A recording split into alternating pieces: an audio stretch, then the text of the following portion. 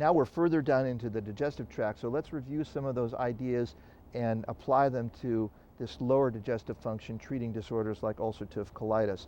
So earlier we talked about mucilages like marshmallow and slippery elm. Same situation, works very, very well further in the gut. Let me add another, mullein leaf. Mullein leaf is a cooling green leaf, anti-inflammatory, full of slimy mucilage that makes a very good digestive mucilage. It's not as much of a heavy hitter as slippery elm or marshmallow, but it's one more remedy with a more profound anti-inflammatory effect. You could add that to your bag of tricks. It's likely to work well.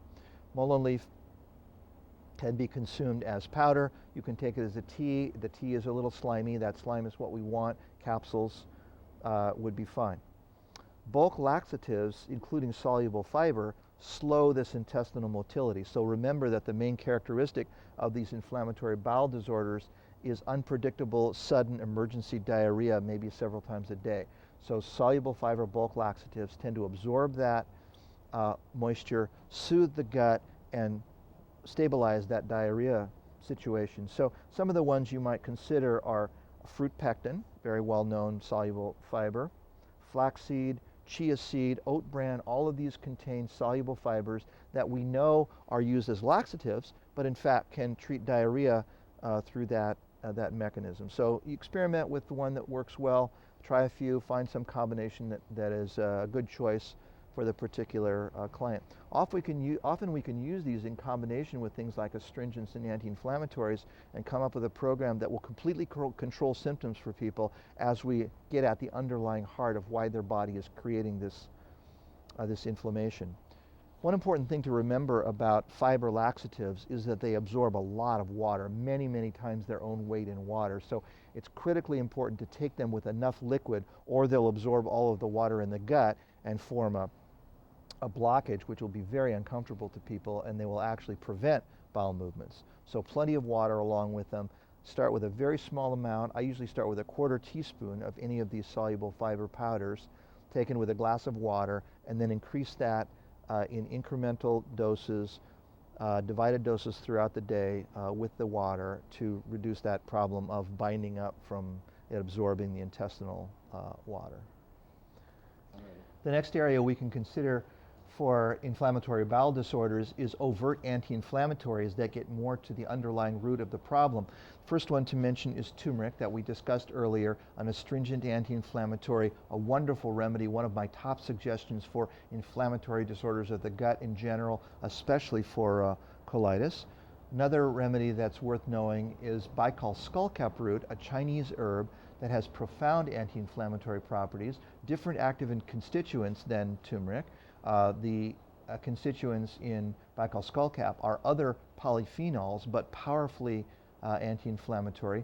Typical Baikal skullcap dose would be about 10 grams a day. That could be taken in capsules or brewed into tea, and likely to work very well. So a number of these anti-inflammatories get at the same underlying issue. We don't have to use all of them, but we can experiment with the one that produces the best results in the person that we're dealing with.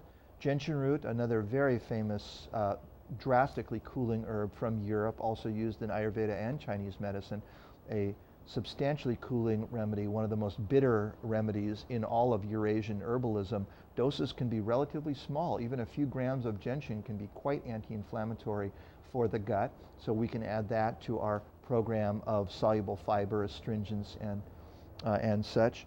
And then licorice root, in addition to being demulcent, as we discussed earlier, also has this profound anti-inflammatory effect.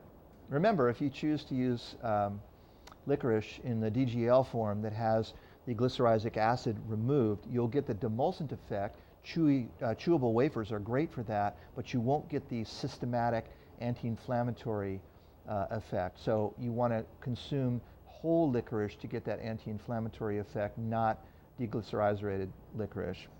Our next category is astringent herbs. We mentioned that turmeric has some astringent benefit, but let's talk about some that reduce inflammation and diarrhea. Astringent herbs help to seal up the gut, basically, so that the digestive tract isn't dumping water into the gut. They help to astringe or contract ulcerated areas of the body, reducing bleeding and reducing damage from those ulcerations, a great addition to your program. Oak bark is one of the most potent astringents used in Western herbalism. It works very well to astringe the gut in these kinds of cases. It's a powerful herb, tough to swallow because of the astringency, so maybe capsules would be the way to go here. Oak bark tea is unlikely to work very well. It's just going to not be drinkable. The other problem with these astringents, especially powerful ones like oak bark, is that they tend to astringe the entire tissue as they're going into the digestive tract. So they may create a little discomfort further up in the gut. So capsules or mixing them with other mushy foods so they make it further down the gut before they have their astringency is a good bet. So relatively small doses of potent oak bark, a great astringent to treat ulceration in the gut. Agrimony, another very famous, well-known Western herb, is a less potent astringent than oak bark, but likely to work well, and it's a little better tolerated by people, so we could use doses that people find comfortable to use. The dose might have to be a little higher than the oak bark. You might talk about several grams of agrimony per day. Goldenseal, a classic astringent for the digestive tract, and again, that has the advantage of being antimicrobial and drastically cooling. So we've mentioned a number of them, from turmeric through the potent oak bark and all the way through goldenseal. Experiment with the ones that you find to be effective, and if they enhance the treatment protocol, then work your way into them gradually according to the person's tolerance. They'll also hold back the diarrhea, which is going to be a benefit.